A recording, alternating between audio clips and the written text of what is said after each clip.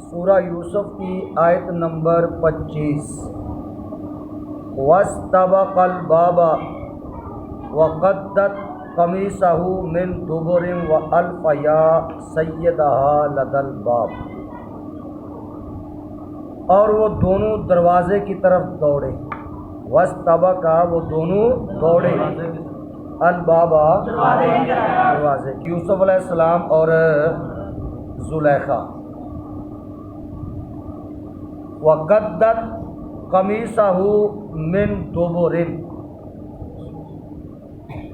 اور عورت نے آپ کا قمیص چیر دیا، من دبر، پیچھے سے۔ کہاں سے؟ پیچھے سے۔ یعنی جب زلیخا آپ کے در پہ ہوئی، حضرت یوسف علیہ السلام بھاگے اور زلیخا ان کے پیچھے انہیں پکڑنے کے لیے بھاگی۔ حضرت یوسف علیہ السلام جس دروازے پر پہنچتے جاتے تھے اس دروازے کا قفل کھل کر گرتا چلا جاتا تھا، یعنی تالے ٹوٹتے چلے جاتے تھے۔ یہ آپ کا معجزہ ہے، ارہاس کہہ لیں اس کو یا معجزہ کہہ لیں۔ آخر کار زلیخا یوسف علیہ السلام تک پہنچی اور اس نے آپ کا کرتا پیچھے سے پکڑ کر آپ کو کھینچا تاکہ آپ نکلنے نہ پائیں، مگر آپ غالب آ گئے۔ کرتا تو چر گیا مگر آپ اس کے ہاتھ نہ آئے۔ دونوں دوڑے دروازے کی طرف اور زلیخا نے یوسف علیہ السلام کا قمیص مبارک چیر دیا، من دبر، پیچھے سے۔ وَأَلْفَ يَا سَيِّدَهَا لَدَى الْبَابِ، اور ان دونوں نے پایا سیدہا، عورت کے میاں کو، عورت کے شوہر کو، لدى الْبَابِ، دروازے کے پاس۔ وہ دونوں ملے زلیخا کے شوہر کو دروازے کے پاس۔ بولو بولو، کس کو؟ یعنی عزیز مصر۔ تو فوراً ہی زلیخا نے اپنی برات ظاہر کرنے اور حضرت یوسف علیہ السلام کو اپنے مکر سے خائف کرنے کے لیے ہیلا تراشا اور شوہر سے کہا کیا؟ قالت، وہ بولی، ما جزاؤ، کیا سزا ہے، من، اس کی، ارادہ، جو ارادہ کرے، جو چاہے، بِأَهْلِكَ، تیری گھر والی سے، سوءً، بدی کا۔ حالانکہ سارا کام اس نے خود کیا، دروازے مکفل خود کیے، یوسف علیہ السلام کو 7ویں کمرے میں خود لے گئی، قمیص مبارک کو پیچھے سے خود پھاڑا، اور جب اپنے شوہر کو دروازے کے پاس پایا اب ہیلا اس نے تراشا کہ میرے اوپر الزام نہ آئے، تو کہنے لگی ما جزاؤ، کیا سزا ہے، من، اس آدمی کی، ارادہ، جو چاہے، بِأَهْلِكَ، تیری گھر والی سے، سوءً، بدی کا، الا، مگر، ان یسجنا، کہ اسے قید کیا جائے، او عذاب علیم، یا دردناک عذاب۔ اب اس نے یہ کہا نا کہ کیا سزا ہے اس کی جو تیری گھر والی کے ساتھ بدی کا ارادہ کرے، چاہے، پھر اسے خیال آیا کہ کہیں عزیز مصر طیش میں آ کر حضرت یوسف علیہ السلام کو قتل کرنا نہ کر دے۔ اور یہ زلیخا کی شدت محبت کب گوارا کر سکتی تھی کہ اس کی آنکھوں کے سامنے یوسف علیہ السلام کو کوئی ایسا کر دے، اس لیے اس نے 35 بدلہ اور ساتھ ہی سزا بھی تجویز کر دی کہ کہیں یہ قتل کے در پہ نہ ہو جائے، اس لیے اس نے کہا یا تو اس کو قید کیا جائے، او عذاب علیم، یا دردناک سزا دی جائے۔ بات کی سمجھ آ گئی؟ قال، یوسف علیہ السلام نے فرمایا، ہی راودتنی عن نفسی، ہیا، اس عورت نے، راودتنی، مجھ کو لبایا۔ پیچھے پڑھا نا وراودتہ اللاتی، کل پڑھا آپ نے، سمجھ آ گیا نا؟ ہی راودتنی اس نے مجھے لبھایا ان نفسی کہ میں اپنی حفاظت نہ کروں، میں اپنی حفاظت نہ کروں، اس نے مجھے لبھایا۔ یعنی یوسف علیہ السلام نے یہ فرمایا کہ مجھ سے پہلے کبھی کی یہ طلبگار ہوئی ہے، میں نے اس کا ارادہ نہیں کیا، میں نے تو انکار کیا اور میں بھاگا، اس نے پیچھے سے میرے قمیض کو پکڑا اور وہ چر گیا، پھٹ گیا۔ عزیز نے کہا یہ بات کس طرح مانی جائے، کس طرح باور کی جائے جو آپ کہہ رہے ہیں؟ حضرت یوسف علیہ السلام نے فرمایا کہ گھر میں 4 مہینے کا بچہ جو ہے نا، یہ پالنے میں، یہ زلیخا کے ماموں کا بیٹا تھا اور اس کی عمر کتنی تھی؟ بولو 4 ماہ۔ آپ نے فرمایا اس بچے سے پوچھ لو، یہ تمہیں صحیح صحیح بتا دے گا۔ عزیز مصر نے کہا یہ بھلا کیسے ہو سکتا ہے، 4 ماہ کا بچہ ہے اور اس کو تو قوت گویائی بھی نہیں ہے، یہ کیسے بول کر بتائے گا؟ حضرت یوسف علیہ السلام نے فرمایا اللہ تعالیٰ اس کو گویائی دینے اور اس سے میری بے گناہی کی شہادت ادا کرا دینے پر قادر ہے۔ ان اللہ علی کل شیء قدیر، اس کی شان ہے، وہ اس کو قوت گویائی بھی دے سکتا ہے اور میری بے گناہی کا ثبوت بھی اس سے دلوا سکتا ہے۔ جب آپ نے یہ فرمایا تو عزیز نے اس بچے سے دریافت کیا، اس سے پوچھا، 4 ماہ کا بچہ تھا۔ اللہ تعالیٰ کی قدرت سے وہ بچہ بولا اور اس نے حضرت یوسف علیہ السلام کی تصدیق کی اور زلیخا کے قول کو باطل بتایا۔ سمجھ آئی بات کی؟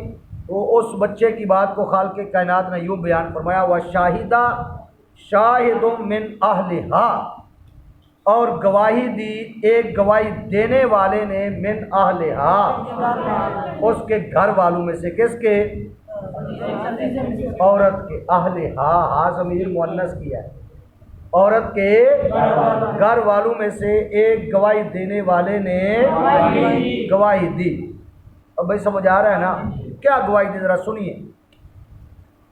اس نے کہا ان کانا قمیصہ قد من قبل، اگر ان کا قمیص چرا ہے من قبل، آگے سے، دبر کہتے ہیں پیچھے کو، قبل کہتے ہیں آگے کو، اگر تو ان کا قمیص جو ہے وہ پھٹا ہے، چرا ہے آگے سے، فصدقت، تو زلیخا سچی ہے، وَهُوَ مِنَ الْكَاذِبِينَ، اور انہوں نے غلط کہا۔ یہ ترجمہ کیا حضرت نے، یہ نہیں کہا وہ جھوٹوں میں سے ہیں، اور انہوں نے غلط کہا، انہوں نے غلط کہا۔ کیوں کہ جو طلبگار ہوتا ہے نا، وہ آگے جاتا ہے، وہ پیچھے بھاگتا نہیں ہے، تو اس کو پیچھے ہٹانے کے لیے آگے سے بندہ پکڑتا ہے، تو وہ قمیص آگے سے پھٹا ہونا چاہیے تھا اگر یوسف علیہ السلام ایسا کچھ کرتے، جبکہ قمیص مبارک بولو پیچھے سے پھٹا تھا۔ بات سمجھا گئی؟ اور اس نے کہا وَإِنْ كَانَ قَمِيصُهُ قُدَّ مِنْ دُبُرٍ، اگر قمیص پھٹا ہے فَكَذَبَتْ، تو یہ عورت ہے وَهُوَ مِنَ الصَّادِقِينَ، اور یوسف علیہ السلام فَلَمَّا رَأَىٰ قَمِيصَهُ، جب عزیز مصر نے آپ کا قمیص مبارک دیکھا، قُدَّ، تو وہ چرا ہوا تھا من دبرن، پیچھے سے، کالا بولا انہو من کیدکن، بے شک یہ تم عورتوں کا مکر ہے، چرتر ہے، فریب ہے، ان کیدکن عظیم، بے شک تمہارا چرتر بڑا ہے، تمہارا فریب بڑا ہے۔ یوسف عارض عن ھذا، اس نے کہا یوسف خیال نہ کرو ان ھذا، اس کا خیال نہ کرو، کیونکہ یہ صورت بتاتی ہے حضرت یوسف علیہ السلام آگے بڑھے اور زلیخا نے ان کو دفع کیا تو کرتا آگے سے پھٹا ہوتا، سمجھا گیا نا؟ جب کہ کرتا پیچھے سے پھٹا ہے، اس لیے یہ حال صاف بتاتا ہے کہ یوسف علیہ السلام اس سے بھاگتے تھے، زلیخا پیچھے سے پکڑتی تھی، اس لیے کرتا پیچھے سے پھٹا۔ اور عزیز مصر کو پتہ چل گیا کہ یوسف علیہ السلام سچے ہیں اور زلیخا جھوٹی ہے، پھر حضرت یوسف علیہ السلام کی طرف متوجہ ہو کر عزیز مصر نے اس طرح معذرت کی، اس نے کہا، اصل میں تھا یا یوسف، اے یوسف اعرض عن ھذا، اس سے بولو خیال نہ کرو، اس کا خیال ہے، واستغفری، اور عورت سے کہا کہ تو معافی مانگ لے، ذنبکی، اپنے گناہ کی، اے عورت تو اپنے گناہ کی انکی کنت من الخاطئین، بے شک تو خطا واروں میں سے ہے، بے شک تو خطا واروں میں سے ہے۔ یوسف علیہ السلام خطا وار بولو نہیں ہے، سمجھ آ گیا؟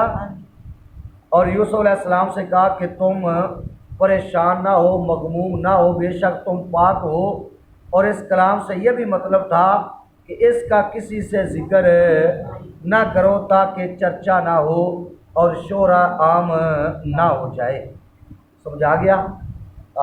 اس کے علاوہ بھی حضرت یوسف علیہ السلام کی برات کی بہت سی علامتیں موجود ہیں، یہ تو بچے نے برات کا اعلان کیا نا، گواہی دی، اس کے علاوہ بھی بہت سی علامات ہیں جو یہ دلالت کرتی ہیں کہ یوسف علیہ السلام ایسا نہیں کر سکتے تھے۔ فار ایگزامپل، کوئی بھی شریف طبیعت والا انسان اپنے محسن کے ساتھ اس طرح کی خیانت نہیں کرتا۔ بھئی جس نے عزت سے کے ساتھ گھر میں رکھا ہو، اچھا کھانا دیتا ہو، ہر طرح کا خیال رکھتا ہو، تو اس کے گھر میں یہ کہتے ہیں جس تھالی میں کھایا اسی میں چھید کیا، یہ عزت مند لوگوں کا کام نہیں ہوتا۔ تو وہ تو اللہ کے نبی ایسا ہرگز نہیں کر سکتے تھے۔ بات کی سمجھ آ گئی نا؟ دوسرا یہ کہ دیکھنے والوں نے آپ کو بھاگتے آتے دیکھا، اور جو بندہ کسی چیز کا طلبگار ہو، طالب ہو، اس کی شان یہ نہیں ہوتی، وہ تو بلکہ اس کے در پہ ہوتا ہے، اس سے بھاگتا، جبکہ یوسف علیہ السلام تو بھاگ رہے تھے، اس سے جان چھڑا رہے تھے۔ یہ بھی دلالت کرتا ہے کہ یوسف علیہ السلام کا اس میں کوئی قصور نہیں تھا، وہ سچے ہیں۔ سمجھی بات کی نا؟ بولو ہاں۔ اور تیسرا، اس عورت نے انتہا درجے کا سنگار کیا تھا اور غیر معمولی زیب و زینت کی حالت میں تھی، تو اس سے معلوم ہوتا ہے کہ رغبت اور اہتمام محض عورت کی طرف سے تھا، یوسف علیہ السلام کی طرف سے بولو، اگر اس کا جی نہ کرتا تو وہ اتنا زیب و زینت کرتی، بناؤ سنگار کرتی، تیار ہوتی؟ نہیں بات کی سمجھ آ رہی؟ چلو، چوتھا یہ کہ یوسف علیہ السلام کا تقوی و طہارت جو ایک دراز مدت تک دیکھا جا چکا تھا، اس سے آپ کی طرف ایسے امر کبھی کی نسبت کسی طرح بھی قابل قبول نہیں۔ اتنی علامات تھیں آپ کی برات پر اور آپ کے سچے ہونے پر۔